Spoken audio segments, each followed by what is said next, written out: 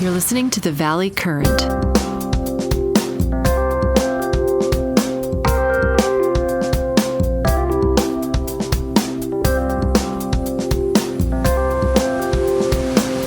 Hey, Jack. Hey, John. How are you? Good. So you're on a flight? You're on your way to Denver? Is that what's going on? Me and Alex are heading to Denver. Nice. We're in the red carpet room. How you doing down there? I'm good. How have you been? Good. Yeah, busy, Yeah, that's... Well, I want to know more about your new company because you're a serial entrepreneur and you're taking the reins or helping take the reins at a new company that's doing something really interesting. So tell us about what you're doing. It's pretty cool. Yeah, so I'm working with some really great, really deep security executives. A lot of them from Wall Street, mainly Wall Street and Microsoft. Right. And it's really interesting because Lou Manousis knows them and he respects them. And it's really funny, Jack, because we even have two executives. One's a CISO and one's a deep security threat engineer. We have two guys dedicated to just looking for threats in a dark room. Okay. And they bought Risk IQ at their last company, National Guard or something like that. And Lou knew them. I was real time, texting Lou. Right. And that company invested in the last round of Risk IQ. Okay. And we use Risk IQ here. So we have about 6 really deep security executives. One, the CEO, Elliot Lewis. This is why he came here, by the way, because of the people. I mean, obviously, I like the security sector. Right. But Elliot Lewis, the CEO, he was CISO at Merrill Lynch. He was chief security architect for Microsoft. He was chief security architect for Dell. So he was in quarterly meetings with Michael Dell when he was at Dell, with Bill Gates. Elliot's a really deep guy. He came from New Jersey. And then Shai was his boss. He's our head of product. Shai was Elliot's boss at Microsoft for 13 years. What's the name of the company? Keyavi. Keyavi. Keyavi? Exactly. Yeah. Keyavi. So when did you start there? 2 weeks ago, but I've been talking to him for a couple months. I mean, I did a lot of deep research. I talked to Lou months ago. He goes, "Yeah, they're good guys." Because we have Azure Purview, but it's a big company. We don't protect everything. He goes, "But they're really good guys." He gave it the thumbs up. At least from that distance. Gus, our most technical sales rep, he was at Securant. He just does security. Gus looked at it, met with him twice. He liked it. Right. Everyone seems to like it, but it is, Jack. When you're encrypting data, we do a lot more. And encryption's not even important anymore. But when you're encrypting data, I'm putting the website up for Keyavi, Keyavi.com. Yeah, there it is. Exactly. Data itself is its own fortress. This changes everything. So it sounds like you're doing something with the data, right? So Jack, here's what's really cool about, you're going to want to bring it into law firm, I guarantee you. I didn't bug you yet, but listen what it does. It's built in, first of all, at a higher level, the whole concept is self-protecting data. Because of ransomware, because of all these threats, because no corporation can store up all the holes anymore. They've tried to throw 1,000 tools at it. It doesn't work. And so basically, if you have really sensitive data, let's take an example. You're a contract manufacturer like Jabil, and you're taking in IP plans from customers, and then you're sourcing them, right? Right. You could encrypt that and try PKI and all this other stuff. What this does is we are actually built in the Microsoft Office as a button, and we built it in, and we're building into the Gmail suite as a button. Mm-hmm. So you just hit Keyavi and it says, do you want the receiver? And by the way, everything you send from Keyavi will be encrypted. But do you want the receiver to view this? Read only? Do you want them to be able to edit it? Do you want them to be able to forward it? Now, here's what's cooler. That's not the cool part. We're integrated with GPS, Google GPS. We know when that data is within 10 meters of someone. We can actually do global policies. You'll love this, Jack. You can actually say globally in the company, we don't want anything sent outside the US. Nothing's going to Russia or China, and nothing's going outside of 10 miles of San Francisco. And Jack, it's intelligent protection. I don't really call it self-protecting. I call it intelligent.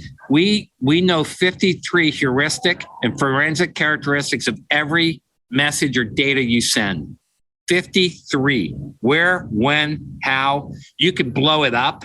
You could blow up the data. So let's say you send a contract to someone, Jack, and you're like, man, this guy's been sitting on my contract for a week. Boom, blow it up. You can't forward it, can't look at it. Nice. Really cool. I like it. Do I love the sector? No, I don't love the sector because I was in this 20 years ago. And I think people have been it's used in departmentally. I think if we can make it ubiquitous and say this, Jack, let's say B of A, right? If we can go to B of A and say, hey, run this on all desktops and we'll charge you just by transaction. I think then it becomes enterprise. Yeah. So how did I'm pretty excited about it, but I'm mainly excited about being back in security. And I think it's the best people I've ever worked with. The company is built. It's got the best resources, the most domain experts I've ever seen at executive level. We're hiring 20 new engineers right now. And I think it's the best people I've ever worked with. So how did you get connected to this group of people? Like, how did that? Okay, here's the story, Jack. First of all, I have to congratulate you because you were exactly on the spot about Fair Words, Honcho. That was a niche product. We sold nothing. Yeah. And the company was really soft. Ouch. So I was already interviewing to get out of there, right? Right. And so I had a couple different opportunities, one with an Indian company in pharmacovigilance, which is really cool, drug safety. Mm-hmm. And then one with not robotics, but drone company. And then what happened is my very good friend, entrepreneur in Denver, was having breakfast with the Chief Strategy Officer, Todd Demko. And Brad just retired. He ran 3 consulting companies and sold them. And Brad told Todd to call me because they need a VP of sales. They've failed, kind of like Risk IQ, but Risk IQ didn't fail. They grew, right? Even without a good VP of sales. They hired the wrong people. So I connected with Todd Demko, the Chief Strategy Officer, and I said, Todd, I'll help you, but I'm looking, I'm interested. And bam, we hit it off. Nice. By the way, he's out of Durango, and Elliot Lewis is from Jersey. Mm-hmm. Most of the executives here are from New Jersey or New York. Nice. Chief Strategy Officer's not. He grew up in Pennsylvania. Mm-hmm. And now Elliot, our CEO, he lives in San Diego. So we're kind of pretty remote. A lot of the folks are in Seattle because of Microsoft, DNA. And then a lot in New York, by the way. And then mainly in California. So are you in charge of sales now? What's your role? Global sales. And I'll probably I think they gave me a bigger package because I needed more than what they could offer VP of sales. So they basically said, listen, we'll give you the CRO package. And in 6 months, if everyone likes you, you'll be CRO. Nice. Yeah. Nice. So it's highly, highly integrated with Microsoft Office. Oh, yeah. So it almost sounds like Microsoft should be all over this, right? Yeah, exactly. I mean, But let me give you some of the use cases, Jack, that you'll like. Yeah. So one of our executives was a VP of procurement for JP Morgan on Wall Street. He's phenomenal. He's signing up WePro, Capgemini, Tata Consultancy. So he knows all the vendors, right? So they hired him. Right. And he's got tons of contacts for me and Kurt. I'm hiring Kurt Simmons, top rep back east right now. So Chuck Colombo is his name. He was VP of procurement. He knows everybody. Microsoft is like really tightly integrated with this. So Microsoft will be a big part of your selling effort. It is. It is. But they have, and I do think that Microsoft, if not Microsoft, I think someone's going to gobble this company up. I think this company is either going to be worth 200. My guess is on the low end, 250 million. If it's harder to sell. The software and sign customers, I think it has chances of being $1 billion company plus. Nice. So they've got a lot of data on their website. And the real question ultimately is, what is the baseline Microsoft security that they're sort of making far better? Because Microsoft provides some security with the suite, right? Doesn't it? Yeah, Microsoft, what Lou Manousis told me is, Lou told me that they have Azure Purview, Purview. Yeah. And that tries to protect data and encrypt it and that type of thing. But he said like they don't even do PDFs yet. They're just, behind. We're way beyond that. And so, and one really interesting thing, Jack, we're now, our investors, we're closing on our second $10 million chunk of a $22 million Series A. Okay. And we have a pre-valuation of 40 million in Series A. Okay. We think Series B will be 100 million plus pre-valuation. Nice. But anyway, we're closing on the last 10 right now. And it's interesting because the investors told Elliot, and we've been having strategy meetings the last 2 weeks on there might be a play in cryptocurrency, custody around wallets, helping the banks bring in their own exchanges, because we do understand 53. We're so intelligent. We have 53. We understand 53 characteristics and track the data. We know everything about it. We're exploring right now how big a play we have with crypto. We don't know, but there might be a big play there.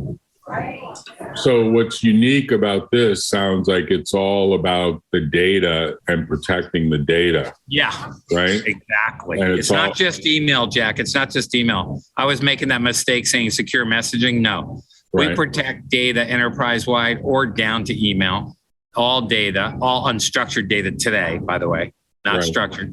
And the thing is, we wrap it, Jack. They have 12 approved patents. We wrap the data with a microcode. So we're wrapping the data with a microcode and putting an extension on it, which doesn't seem to be an issue with people. But we wrap it up so we know everything about that data. It's actually a really good idea. So do you think this ends up more or less superseding DRM? Like of course. It?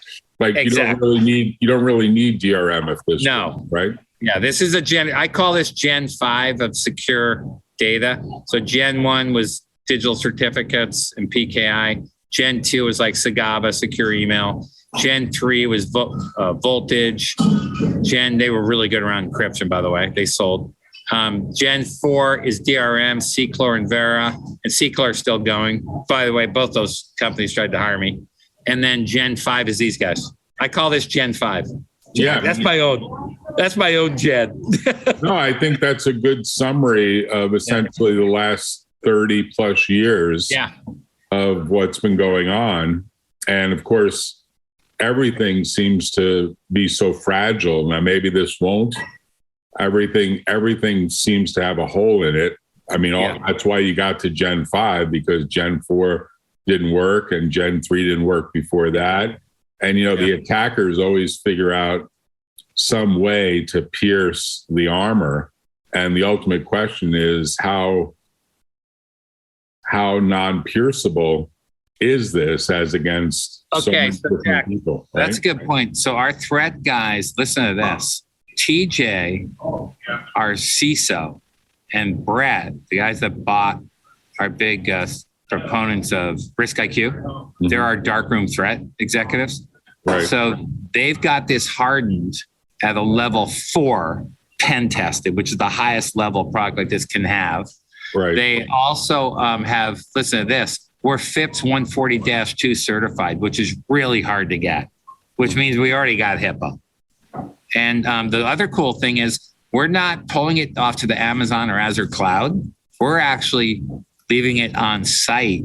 So no patient data is leaving. We're running it at their cloud on site, on-prem. So there's no issues with financial sector like banking or healthcare that's running on their prem, which I think is really important, especially when you get to the VA healthcare, because healthcare is a potentially big sector for us. So is finance. So I think, how long ago, I see some stuff from 2017. How long ago did the company get started?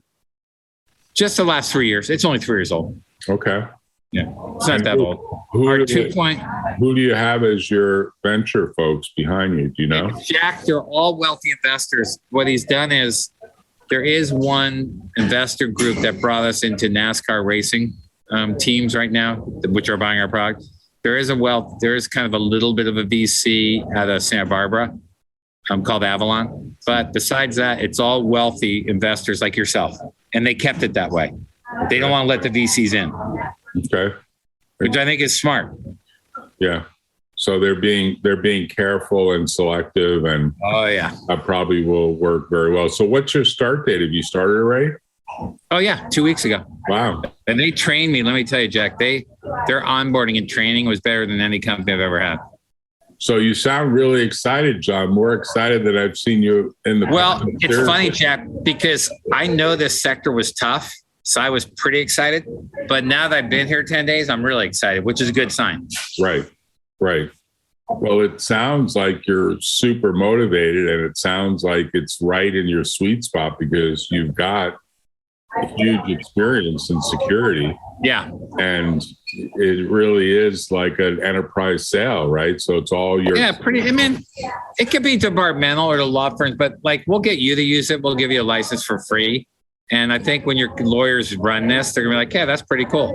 Yeah. And but we're going after right now, one of our big customers and proponents is Wynn Resorts.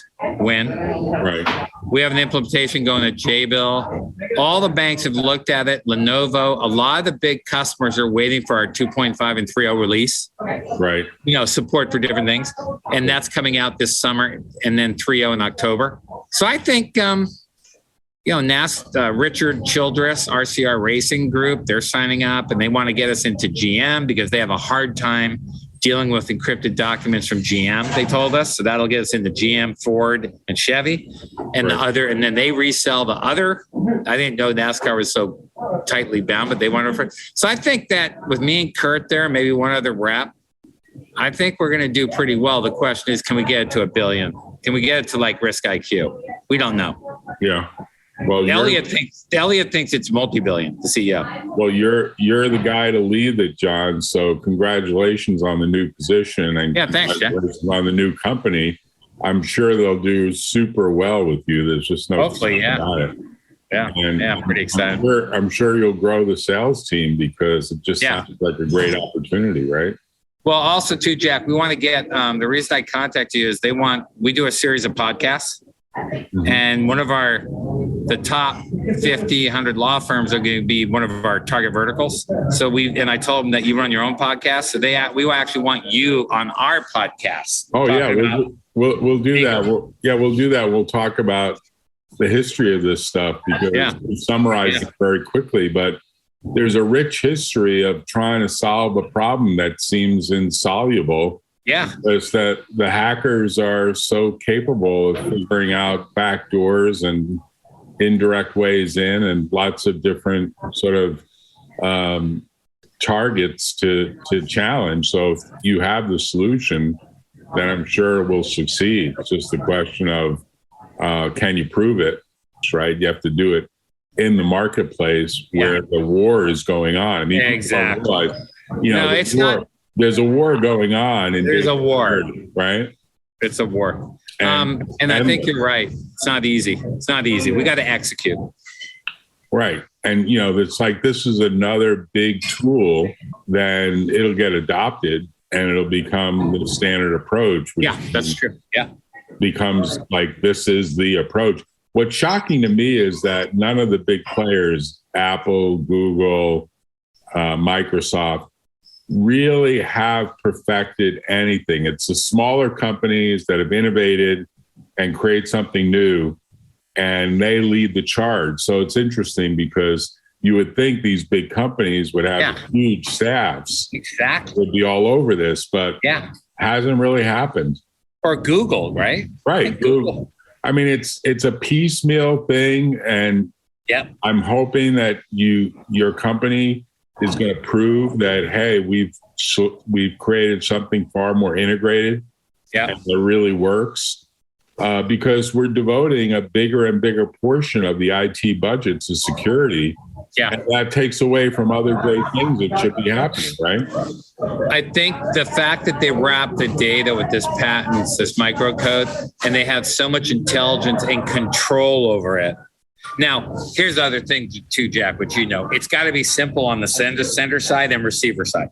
Right. And then you got to make sure, I think we have some work to do, no matter what the recipient in the company, intra-company, or outside the company, it's got to be simple for them to authenticate, get trusted, and receive it.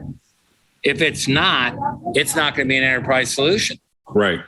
I think the intelligence piece they have in the global, the GPS and the fact that they can do the geofencing, they can make sure it doesn't, they can exclude countries and include, they can fence it. I think that's really cool, by the way. But, if it's not simple to send, which it is today, or simple to receive, right? Take computerlaw.com. I'm sending 10 contracts out. Oh, they're on Gmail, they're on Outlook, they're on this. 3 can't open it up. Then you're like, well, it's a problem. It costs me an hour. I don't have time. I'm billing at $600, $700, $800 an hour. Yeah, I don't have time for those customers complaining. You know what I mean?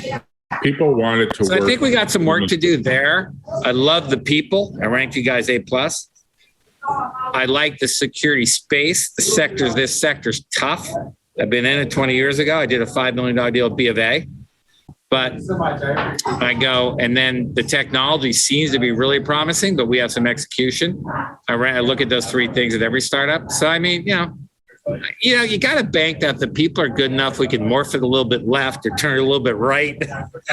Maybe crypto hits and this, that. But well, if you get the financial world to buy in, it's a herd. It's a herd mentality, right? That's the key. We got to get B of A or someone. Yeah. If you get them to line up, then they all more or less line up. Exactly. That'll be your. We got to get Jack. We got to get B of A. Fred Gibbons, the CISO at AMX, I talked to. We got to get B of A. We got to get one of those big banks, Goldman. And you're right. It's herd mentality. Well, John, congratulations on your new position and happy Easter going back to Denver. You going to get some skiing in while you're there? No, Jack, just see the relatives. My mom's 98. And one thing I was going to tell you is my older brother moved to Naples full time and he bought a bigger house there. Nice. And he had a condo there. So when I come down there in June, I want to come and see it. Yeah, absolutely. Let's June. plan on it. Absolutely. June. Let's plan on it. So I miss you out there. I got to tell you, I really miss you. Well, I do too. So have a safe. You look really skinny too, by the way. I'm working on it, man. What are you down to, like 180? I get like 3 hours of exercise before California. You should. You know what? If anyone deserves it, you do. Well, it's a healthy feeling. You get a couple of hours of biking in and an hour of nice. And you're set. It's great. But you were doing yoga, right? Yeah, I'm still doing Still yoga. are. Oh, yeah. Nice. Absolutely. Yeah, absolutely. So, John, take care. Have a happy Easter. Give my regards. Tell Leah. Tell Lee hi. Yeah, of course. Hey, Alex, say hi. Here's my daughter. Hey, Alex. How you doing? See you later. All right, Jack. Thanks. Take care. Bye. Bye.